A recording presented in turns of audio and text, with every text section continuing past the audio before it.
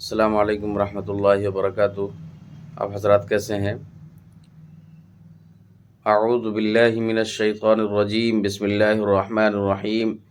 لیس البر ان تولوا وجوہکم قبل المشرق والمغرب ولكن البر من آمن باللہ والیوم الآخر والملائکة والکتاب والنبیین وآتى المال على حبه ذوی القربى والیتامى والمساکین وابن السبیل۔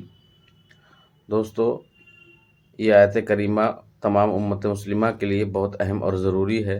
اس کا مفہوم اور معنی انشاءاللہ میں آج رات کو 10 بجے کے آس پاس انشاءاللہ میری جو ویڈیو آئے گی اس کے اندر اس کا مفہوم اور معنی رہے گا۔